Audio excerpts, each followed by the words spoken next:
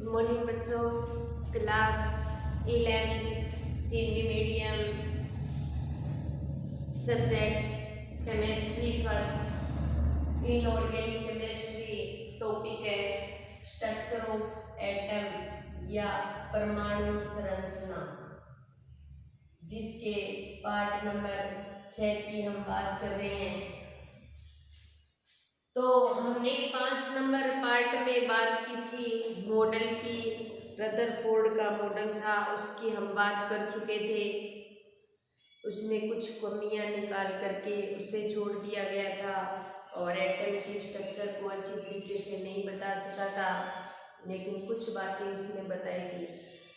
उसके बाद में नील्स बोर नामक वैज्ञानिक की प्रारंभिक पृष्ठभूमि को तैयार करने के लिए दो वैज्ञानिकों का महत्वपूर्ण योगदान होता है, जिसमें एक तो जेम्स मैक्सवेल और दूसरा होता है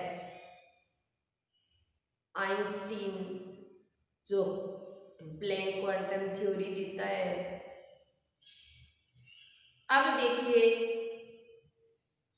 जो हमारे पास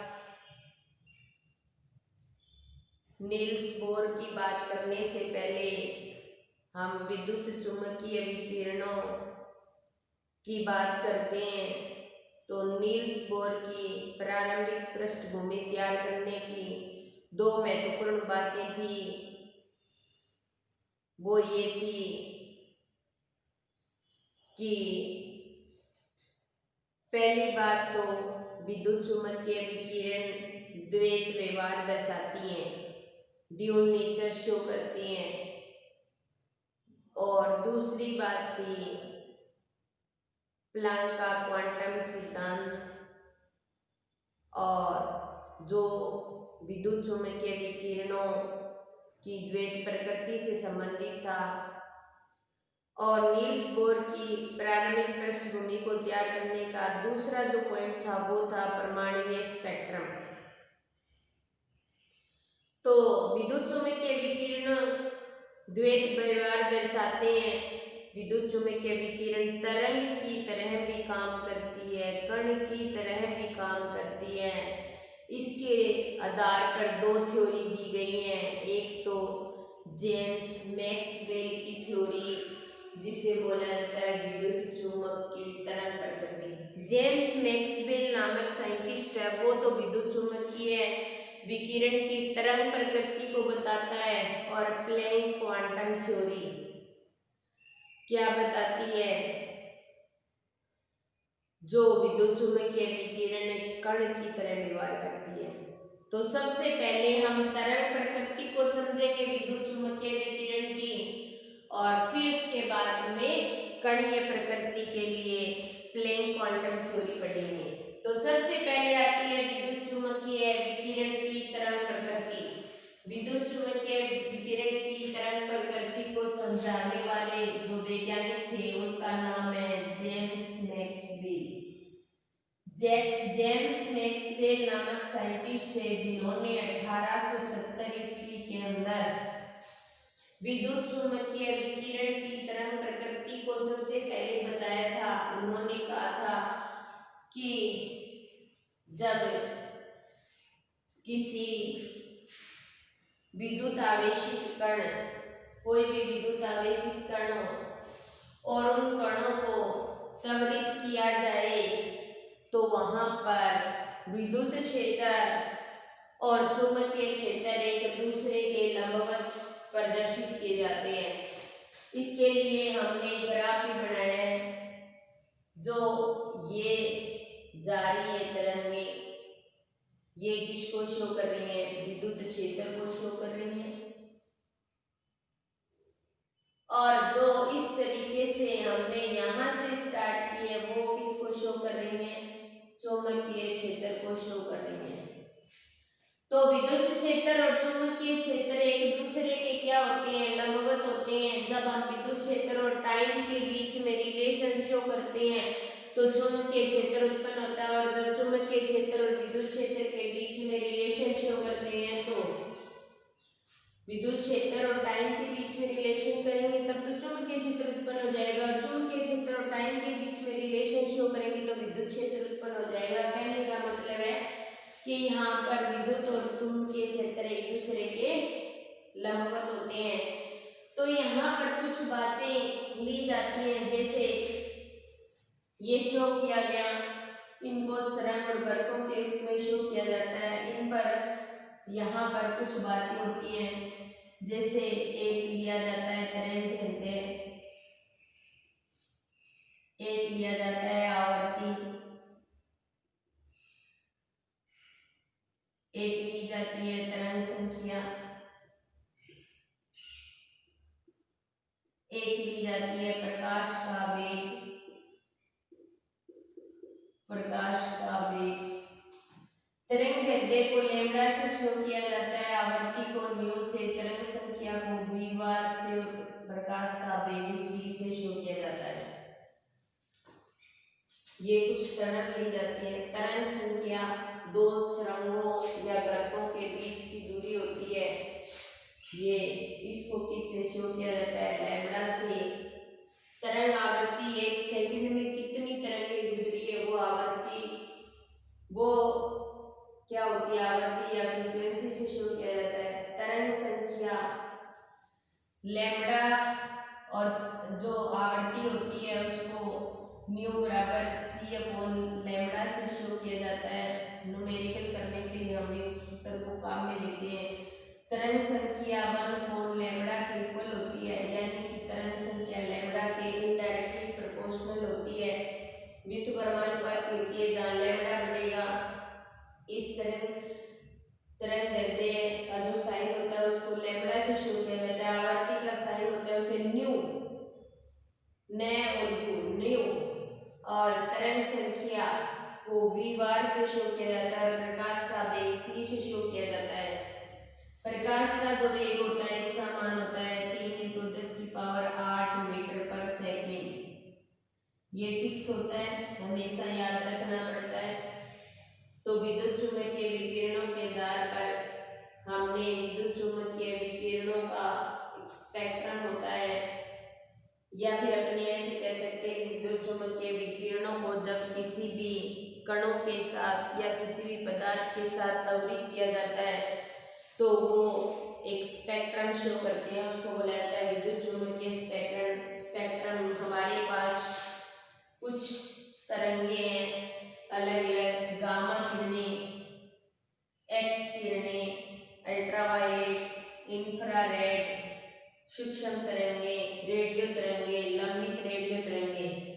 इसमें देखिए ये जो शो किया गया नीचे, ये लैम्डा का मान यानी कि तरंग दैर्ध्य का मान शो किया जाता है, और इधर से ऐसे शो किया जाता है न्यू, न्यू मतलब आवर्ती का मान शो किया जाता है। ये हमारी अलग अलग तरंगे होती हैं, रेडियो तरंगे जैसे प्रसारण से संबंधित होती हैं, IR जैसे अवरक्त क्षेत्र से संबंधित होती हैं, जो प्रकाश देने का कार्य करती हैं। ये विजुअल क्षेत्र होता है जिसे हम देख सकते हैं, हमारी आंखों से देखने वाला क्षेत्र। विवग्योर, इनका अलग अलग लैम्डा की वैल्यू होती है। विवग्योर का मतलब होता है, V का मतलब वॉयलेट, I का मतलब Indigo, blue, green, yellow, orange और रेड। रेड की वेवलेंथ सबसे ज्यादा होती है, रेड कलर बहुत ज्यादा दूरी पर उपस्थित होता है तभी हमें दिखाई देता है, क्योंकि वेवलेंथ उसकी ज्यादा होती है। जब हम इधर से इधर जा रहे हैं तरंग दैर्ध्य बढ़ती जा रही है तो रेड की तरंग दैर्ध्य सबसे ज्यादा होती है। इसीलिए जो रेलगाड़ी को किसी खतरे का निशान दिया जाता है रेलगाड़ी के लिए, वो रेड कलर का होता है। क्यों होता है? क्योंकि उसकी तरंग दैर्ध्य ज्यादा होती है, इसलिए हमें बहुत दूरी से दिखाई दे देता है वो, इसलिए रेड कलर का साइन बनाया जाता है। अगर यही साइन वॉयलेट कलर का बना दिया जाए तो हमें इतनी दूरी से दिखाई नहीं देगा। तो इसीलिए बहुत पहले ही खतरे का निशान देख करके गाड़ी को रोका जा सकता है और दुर्घटना होने से बचाई जा सकती है, लेकिन उसके स्थान पर अगर वॉयलेट कलर का दे दिया जाए तो तरंग दैर्ध्य इसकी कम होती है, इसलिए हमें बहुत दूरी से दिखाई नहीं देगा और दुर्घटना होने की संभावना रहती है। तो ये हमारे डायग्राम और ये कुछ क्षेत्र, जिन क्षेत्र से संबंधित तरंग दैर्ध्य को लैम्डा से शो किया जाता है। आवर्ती 1 सेकंड में जितनी तरंगें गुजरती है वो उसकी आवृत्ति होती है। न्यू बराबर c अपॉन लैम्डा से शो किया जाता है। तरंग संख्या v बार 1 अपॉन में लैम्डा के बराबर होती है। प्रकाश का वेग फिक्स होता है 3 × 10⁸ मीटर पर सेकंड। ये आपको याद करना ही पड़ेगा। उसके बाद में देखिए हम हमारे पास इस टॉपिक से संबंधित कुछ न्यूमेरिकल है वो देखते हैं हम और इन फॉर्मूलों का उपयोग करेंगे। तो देखिए हमारे पास पहला न्यूमेरिकल, अब देखिए इसमें थोड़ी सी चीज आपको और बता देती हूँ। हम यहाँ से यहाँ जा रहे हैं तो लैम्डा की वैल्यू क्या हो रही है, बढ़ रही है।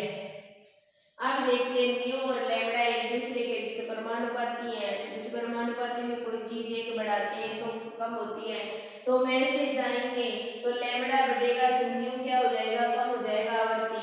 लेकिन हम इधर से ऐसे आएंगे तो न्यू बढ़ रहा है, ठीक है, तो ऐसे आएंगे तो लैम्डा क्या हो जाएगा, कम हो जाएगा, क्योंकि ऐसे जाएंगे तो देखो लैम्डा कम हो रहा है और इधर जा रहे हैं तो आवर्ती कम हो रही है। तो ये कुछ रिलेशन होता है इनके बीच में, ये आपको समझ आ गया होगा।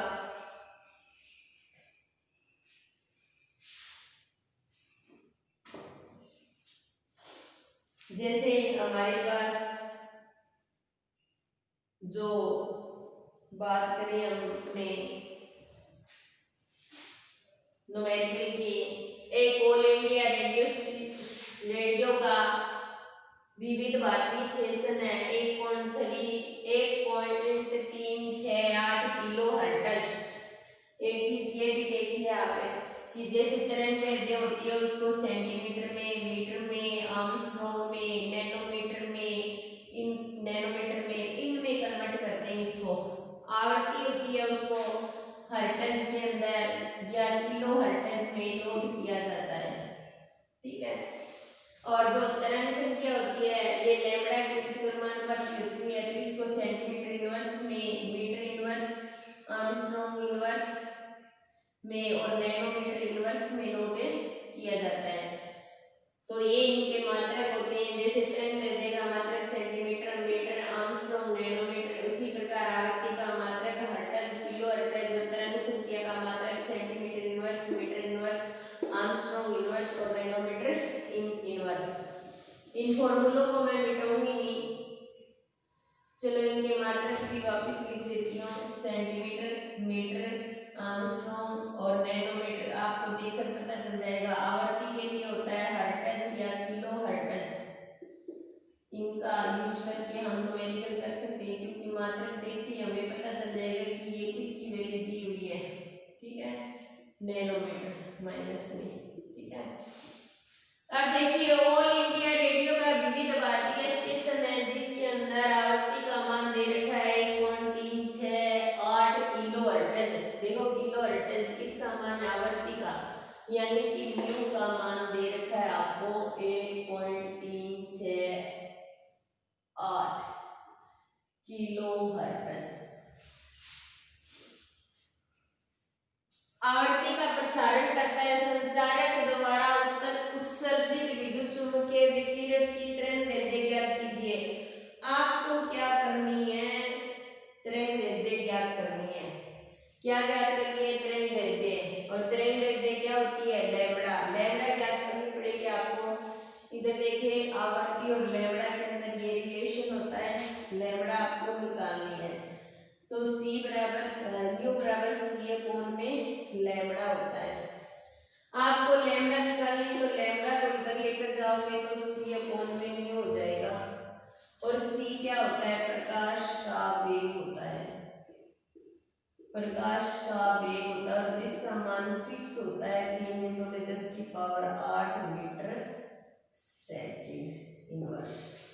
8 मीटर पर सेकंड फिक्स होता है ये मान।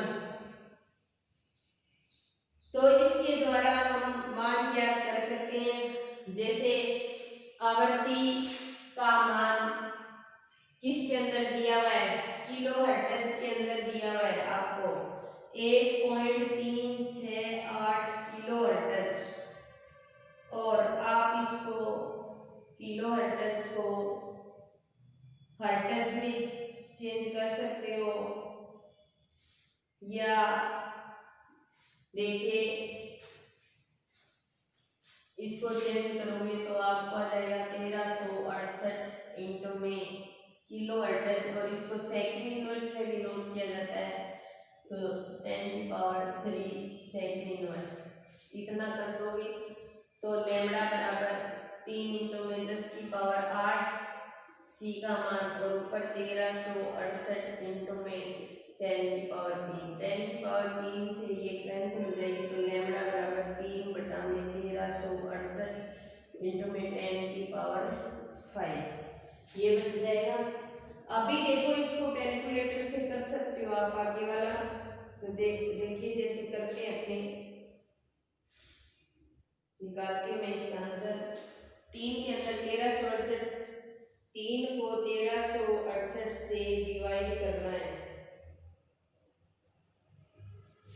तो इसका मान आ जाएगा लैम्बडा बराबर 0.0021 और इंटू में 10⁵ ये आ जाएगा, ये लैम्बडा की वैल्यू आ गई। अब इसको हम थोड़ा सा चेंज भी कर सकते हैं, कैसे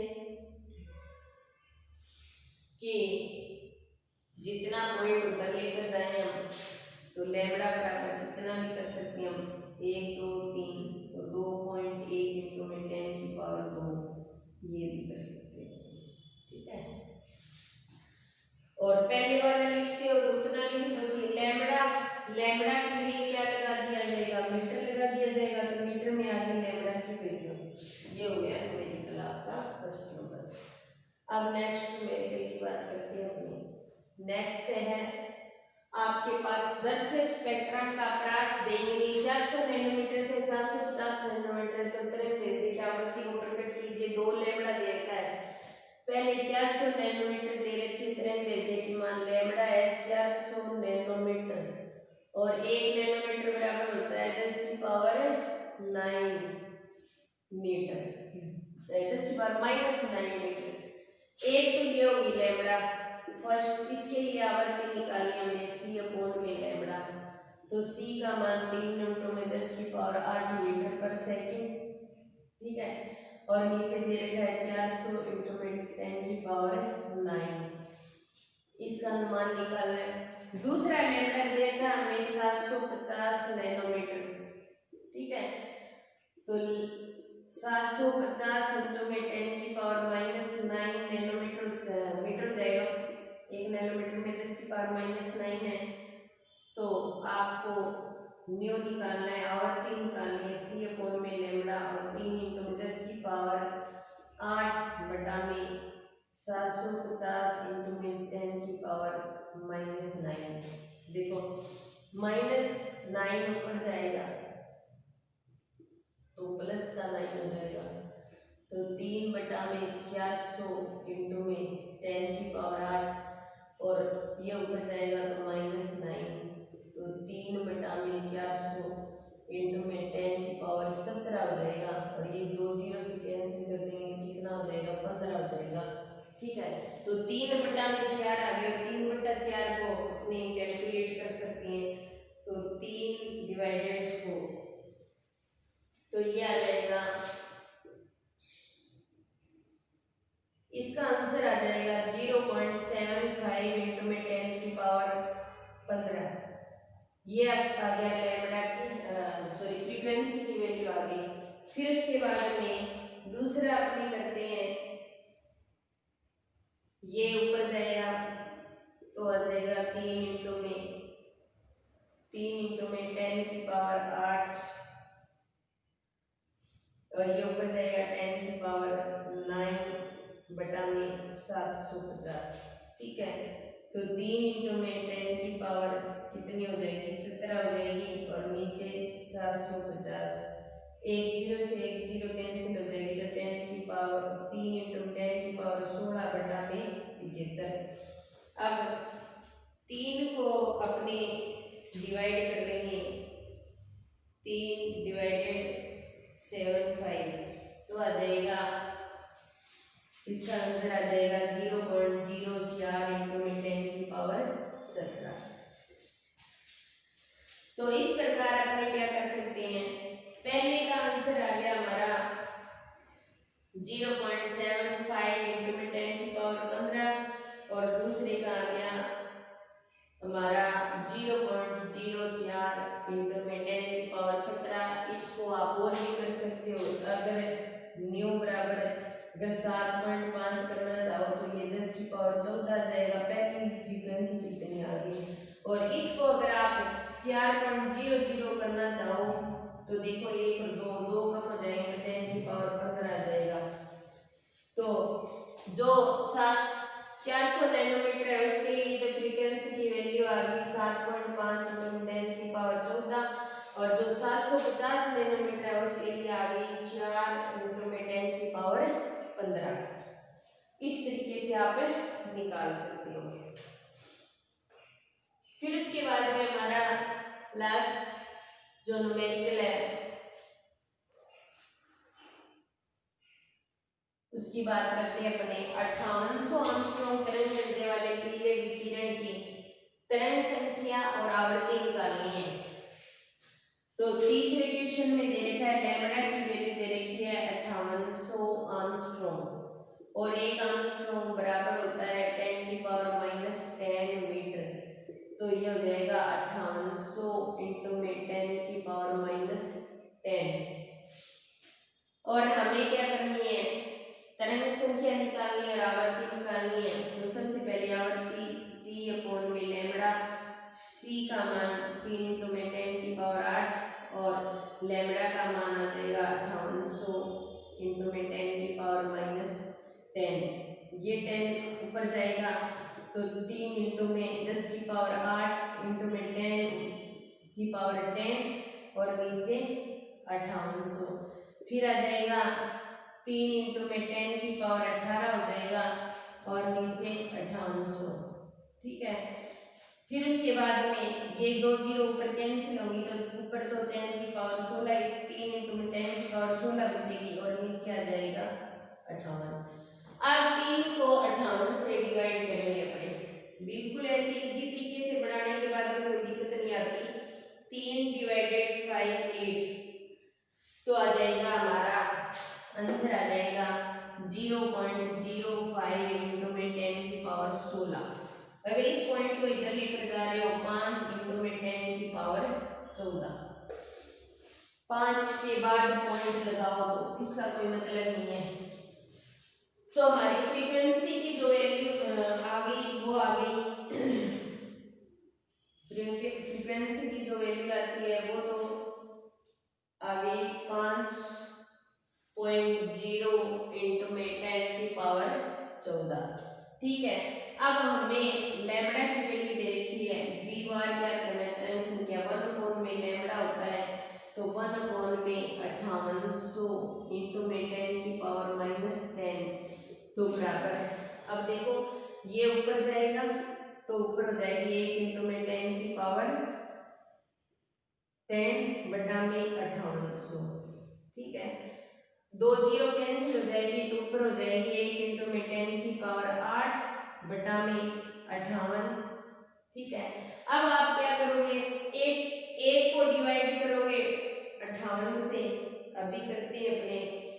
तो देखिए 1 डिवाइडेड 5 8, तो आ जाएगा आंसर आ जाएगा हमारा 0.017 इंटू में 10 की पावर 8। ठीक है। आप 1 2 3 इधर लेकर जाओ, मान लो 1 2, 2 के बाद में 1.7, 2 के बाद 2 कम हो जाएगी 10 की पावर 6। तो बी बार आ जाएगा, वो आ जाएगा 1.7 इंटू में 10 की पावर 6। 10 की पावर क्या आ जाएगा, 6 आ जाएगा। ठीक है। तो इस तरीके से अपने क्या कर सकते हैं, फ्रीक्वेंसी की वैल्यू, लैम्डा की वैल्यू, तरंग संख्या का मान। तो मैंने आपको 3 अलग अलग प्रकार के न्यूमेरिकल करवा दिए हैं। अब आप क्या करोगे, इस जो विद्युत चुम्बकीय विकिरण की तरंग प्रकृति पढ़ोगे और जो लैम्डा और फ्रीक्वेंसी से संबंधित या तरंग दैर्ध्य और आवर्ती से संबंधित जितने भी बुक में न्यूमेरिकल दिए हैं वो सब आप करके देखोगे, क्योंकि इसी तरीके से होंगे। आज की क्लास को मैं यही समाप्त करती हूँ। धन्यवाद।